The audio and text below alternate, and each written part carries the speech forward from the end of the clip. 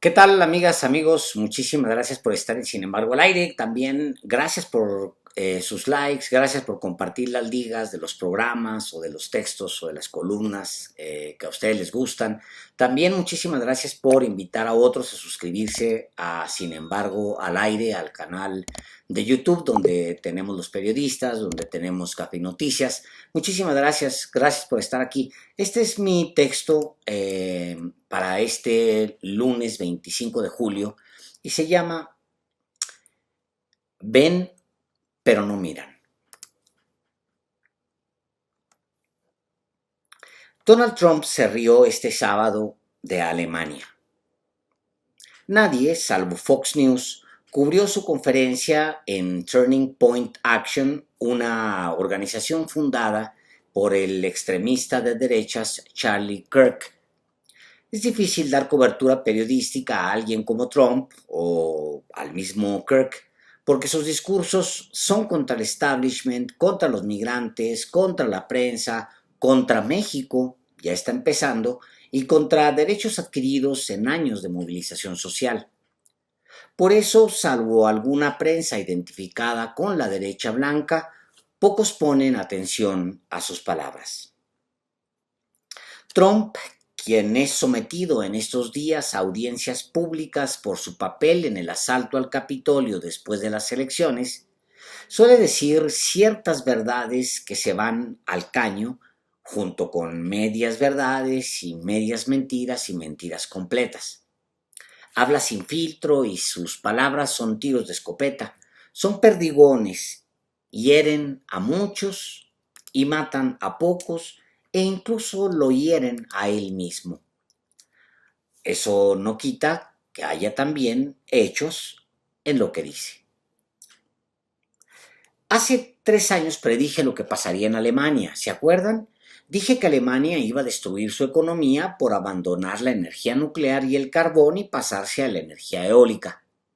Y cuando no sople el viento, no te preocupes, querida, no prendemos la tele. Y la energía solar está bien, pero no es realmente potente para echar a andar la industria. Y dije que Alemania iba a estar en problemas y dije, déjenlo, es nuestro competidor. ¿Y saben qué pasó? Pasó eso. Ahora van de regreso al carbón y a la energía nuclear. Y rogándole a Rusia, porque hicieron un trato, depender en 72% de la energía desde Rusia, dijo el expresidente de Estados Unidos. El corresponsal de Associated Press en Berlín, Kristen Giesaber, contó la semana pasada. Temiendo que Rusia corte los suministros de gas natural, el jefe de la Agencia Reguladora de Energía de Alemania llamó a la población a ahorrar combustible y prepararse para el invierno, cuando el uso aumenta. El presidente de la agencia de la red federal, Klaus Müller, sugirió a los dueños de casas y apartamentos que revisen sus calderas y sus radiadores y que los limpien y ajusten para maximizar su eficiencia. En pocas palabras, Alemania ha entrado en una economía de guerra. Este sábado, Trump agregó: traté de advertirle a Alemania, échenle un ojo a los últimos 100 años. No están actuando de manera inteligente. ¿Se acuerdan de mi discurso en la ONU? Y esos tipos alemanes riéndose. Les parecía tan divertido, tan lindo que yo se los dijera. Ah, qué divertido, decían. Y terminó siendo cierto. Nadie sabía que pasaría tan rápido, pero lo dije. Esto va a terminar muy mal para Alemania. Y en efecto, Trump advirtió el 25 de septiembre de 2018 que la dependencia de Alemania del gas proveniente de Rusia pasaría factura en el futuro. La dependencia de un solo proveedor extranjero puede dejar a las naciones vulnerables a la extorsión y la intimidación. Y es por eso que felicitamos a los estados europeos como Polonia por liderar la construcción de un oleoducto báltico para que las naciones no dependan de Rusia para satisfacer sus necesidades energéticas, dijo Trump en un discurso en la Asamblea General de la ONU. Hace poco, en plena precampaña, El expresidente de Estados Unidos dijo que cuando Marcelo Ebrard negociaba lo de los aranceles y tenía a México parado en una tablita, no había visto a nadie doblarse así. En español lo de doblarse es todavía más grosero que en inglés. Gran parte de la prensa mexicana, con alegría, publicó los comentarios de Trump y enfatizó en lo de doblarse. Les pareció increíblemente oportuno gritar que Trump dobló a un gobierno que busca defender el término soberanía, tan en desuso en las últimas décadas, sobre todo porque sin ese término tan incómodo es posible entregar todo y renunciar a todo sin carga moral, sin reclamo ético. En México, hablar de soberanía causa más problemas que renunciar a ella. Si alguien dice la palabra soberanía, entonces una turba le gritará Echeverría, que es una ofensa a nivel Dios, seas de izquierda o de derecha. En cambio, renunciar a la soberanía es tan cool, tan moderno, tan de moda. Bajarse los calzones en plena plaza es lo de hoy. Eso es lo que dicen. Ven, pero no miran. Por fortuna, algunos siguen pensando que tener los calzones bien amarrados a la cintura y andar con ropa es decente, aunque no esté de moda. Y es sabio, sobre todo porque el invierno, que llega todos los años, no tarda en llegar. Deshacerse de la palabra soberanía ha sido un proceso que ha durado décadas, dado que es muy delicado para los ciudadanos de un país que ha sido víctima de potencias extranjeras durante siglos.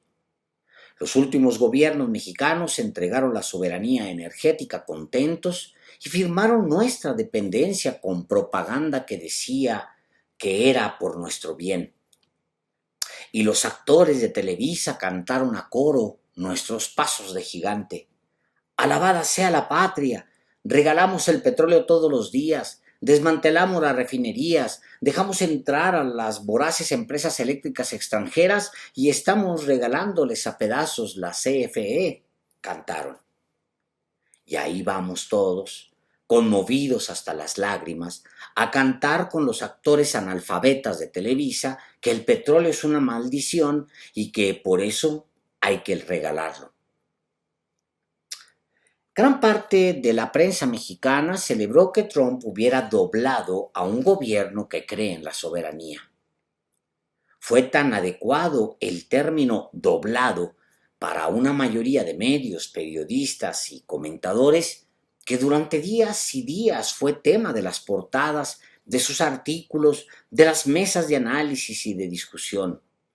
Doblado, los doblaron, doblados, se escuchó al menos una semana. Luego Trump dijo este sábado que Alemania pudo tener independencia energética y renunció a ella, burlándose, riéndose a carcajadas. ¡Ah, qué divertido!, decían los alemanes, mientras ponían su soberanía energética en manos del país del norte, que se siente superior y que siempre ha sido una amenaza. Obvio, esto último no fue noticia para parte de la prensa mexicana. Sería tanto como aceptar que la soberanía no es tan anticuada como parece. De hecho, mucho antes de 2018 hubo quienes advirtieron que entregar tu soberanía energética o alimentaria a tu vecino del norte no era una cosa de risa. Era peligroso, estúpido e irresponsable. Y no pedían revisar 100 años, sino 500 en los que esta nación ha perdido la mitad de su territorio y ha evaporado sus recursos por rateros y apátridas en casa, pero también porque el imperio, en este caso no es ruso sino gringo, siempre será el imperio.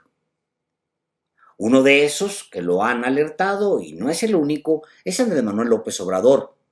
Ese otro anticuado que todavía cree que tener amarrados los calzones es mejor que bajárselos en las plazas públicas. Trump dijo molesto que Alemania solo destinaba el 1% de su PIB a los asuntos de seguridad y defensa, mientras países como Estados Unidos empleaban más del 4% del PIB en ello. Ahora no solo Alemania regresa al carbón y la energía nuclear, sino también al gasto en defensa. Pero Citra Trump se ha vuelto cómodo para la prensa, no solo mexicana, sino también estadounidense. Cuando les conviene, como cuando dijo que había doblado a México, es noticia principal. Pero cuando recuerda que previó, por razones que ustedes quieran, que la soberanía energética sería un tema de seguridad nacional para naciones como Alemania, entonces es el loco el que habla y no publicaron una sola palabra. Por supuesto que no será Estados Unidos, sean Trump o Joe Biden, quien advierta a los mexicanos que no se vuelvan adictos a su energía o a sus alimentos. Para el país del norte, México es un negocio. Si es un consumidor cautivo, más que un socio, muchísimo mejor. ¿Quién, que sea un comerciante, no quiere consumidores cautivos? Aunque se les tenga que llamar socios entre comillas, porque el verdadero término es dependientes. Es como Uber, con sus choferes sin seguridad social. Son asociados o socios, claro. El término suena tan cool, tan moderno, tan de moda. Sin embargo, el mundo está girando a tal velocidad que muchos conceptos con los que nos educaron están virando dramáticamente. Yo nací en un mundo políticamente bipolar que luego fue multipolar y ahora está regresando a la bipolaridad. Es un ejemplo. El libre mercado tuvo una oportunidad de oro para demostrar que podía distribuir la riqueza sin que los estados nacionales metieran la mano. Este es otro ejemplo. Y provocó gigantescas oleadas de pobres. Y esos millones de desatendidos son víctimas y a la vez combustible de otras crisis, como la inseguridad o más reciente, como la pandemia, que evidenció que si las naciones no proveen seguridad social a sus ciudadanos, entonces en cualquier momento un bicho puede poner freno al planeta entero. También estamos aprendiendo que los países pueden zafarse de eventos negativos globales si trabajan barreras locales. Los que dependen de la energía y de los alimentos colocados en el mercado global y no producen lo que consumen están, ahora mismo, ahogándose por la escalada de precios.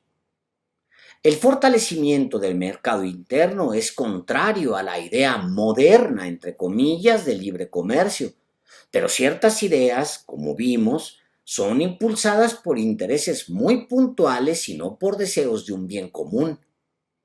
La industria de Monterrey tuvo tantos privilegios y controló por tantas décadas los recursos y a los gobiernos locales que ahora no hay agua ni para echar a andar las máquinas ni para llenar las jarras de las familias de sus propios obreros. Son ejemplos terribles que nadie quiere reconocer porque niegan todo en lo que hemos creído. El mundo está cambiando y son muchos los que no entienden las lecciones de un pasado inmediato. Cuando López Obrador llevaba a Joe Biden algunas ideas para la inflación, la crisis de mano de obra o la de seguridad y migración, en realidad planteaba algo más de fondo que viene repitiendo día y noche desde que alcanzó la presidencia: la necesidad de una mayor integración regional para enfrentar problemas comunes que tienen consecuencias compartidas. No llevaba caprichos a la Casa Blanca, llevaba soluciones para Estados Unidos, para México y para Canadá. La respuesta de Biden, lamento decirlo, fue insensible. Un manotazo en la mesa con el pretexto de la energía.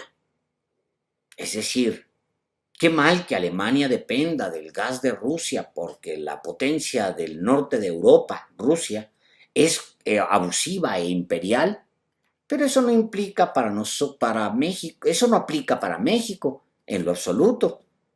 que México sí sea dependiente de nosotros, que si en el futuro tiene broncas como las tiene Europa, pues qué imbécil es México por no procurarse soberanía energética. Pues híjole, con esos amigos nadie necesita enemigos. El mundo corrige a regañadientes los caminos torcidos del libre comercio, no sin resistencia.